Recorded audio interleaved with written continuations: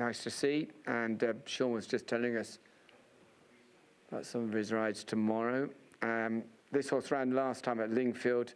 Again, look, you wouldn't associate, I don't suppose when they came here they thought that the ground was going to be like this. Whether the horse is going to handle this remains to be seen. But it hasn't been easy picking winners the whole evening. Well, it never is for me, but I'm sticking with King's Creek. A couple of these jockeys just getting off, just redoing the girth. That could be, my eyes have got so bad as I've got older.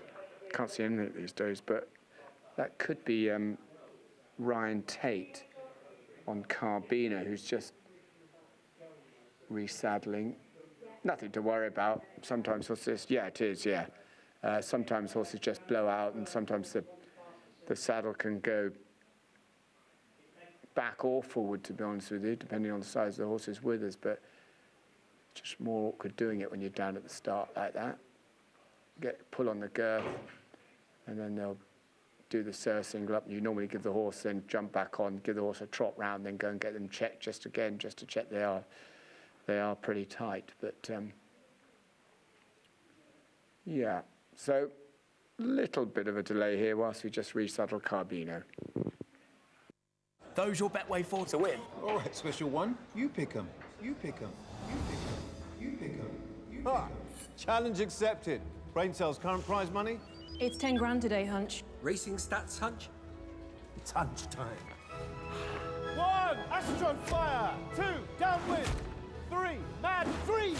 4, Arrows Heart. Heed your hunch with Betway's 4 to win for a chance to win 10 grand.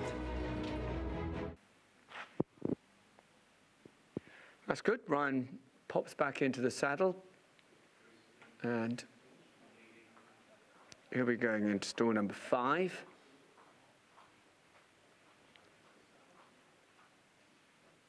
And just waiting for the others just to come forward. No one seems in too much urgency here. I think that's because I think the horses are more relaxed because there's no one shouting and screaming. I'd say normally on a night like this they'd have a really big crowd here, and I think that's sort of that general feeling with all the jockeys.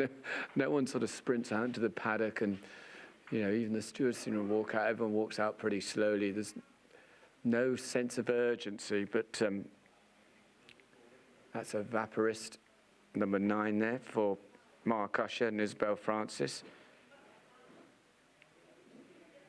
As I said, horse that ran well last time. There is Caribeno going into stall number 5. So that's the most fascinating horse. There's Richard RHB. Stall number 6 for Ross Orion. He's one of the busiest jockeys on the circuit at the moment, Ross. Camouflaged.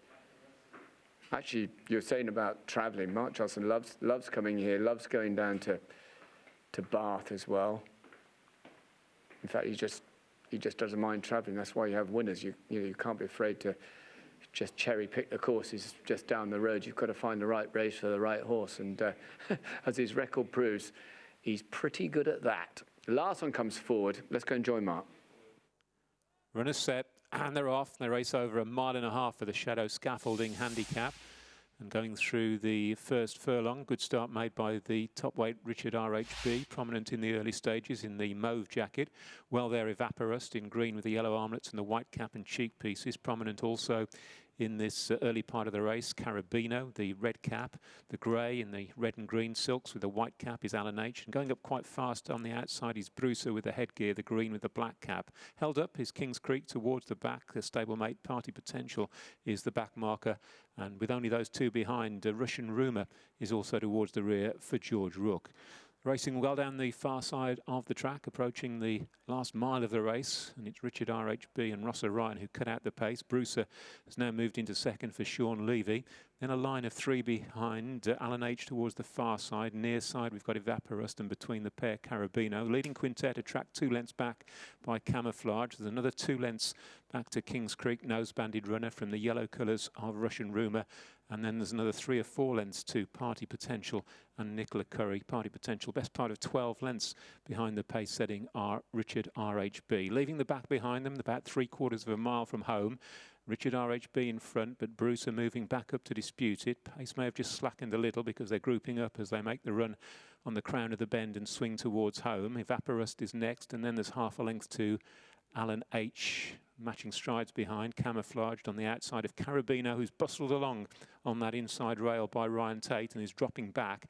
A length then to Kings Creek, weighted with 2 lengths to Party Potential and Russian Rumour, both off the bridle at the back of the field. In line for home and passing the 4, still Richard RHB from Brucer. They've been 1 and 2 from an early stage. Evaporust is next. Camouflage makes good progress. The grey getting into contention. Alan H still well there. Kings Creek is following Camouflage through towards the centre of the course as they approach the 3.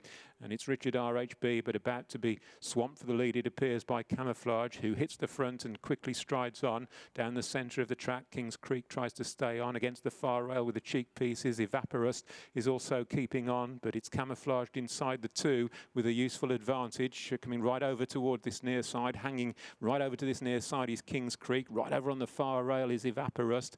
They've left Richard RHB behind. Running on again in the closing stages is Caribeno, but it's Camouflage with a clear advantage, about 6, maybe 8 lengths clear as they head well inside the final furlong under David Probert, and Camouflage will take the last in some style. Wins convincingly by a good 7 or 8 lengths. Evaporust second. Close for third, the staying on Caribeno and Russian Rumour. They went past Kings Creek in the closing stages. Very simple from a jockey's point of view. When you're riding for the Mark Johnson team, if in doubt, you just send them, because you know the horses have got a good work ethic. You know they're very fit, and that's exactly what David Probert's done here. To my knowledge, I don't think they're told. I know a lot of his horses always go forward, but I don't think necessarily the jockeys are always told to make the running. You're just told to jump out, find your position, and you're on a very fit horse. You know, if in doubt, just go forward, and that's exactly what David's done here. He's just kept it very simple. And you can see, nice big honest looking horse by Dark Angel. I love that when a horse really sticks their head out like that. And Dave just having a little glance. Normally they'd be looking at the big screen, but of course there isn't one. So he just wants to keep this horse going.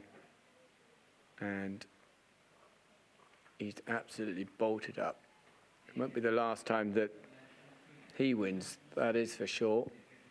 He's obviously down off a fairly lowly mark. He's down at 65, but he looks as though he's got the scope to go a little bit higher up in the handicap.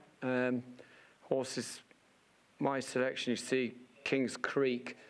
He travelled very, very well throughout the race, and Martin's decided to let him just drift over to that far side just for the better ground, and he's run absolutely fine. Caribeno's run a strange old race because he was there, then he was off the bridle. He still looks as though I wouldn't write him off because he still looks as though he's a little bit green, to be perfectly honest with you. I know it sounds mad, having had those 3 runs last year, but so had 3 runs. But he just, when the sort of the times to go, he was just all at sea, and then suddenly the sort of penny started dropping with 2 furlongs to run. Perhaps he just wants better ground, perhaps. But Evaporust has run a nice race. Battler in second. Well done to Isabel. She'll be delighted with that. But Camouflage, there was only one winner, and he won very nice.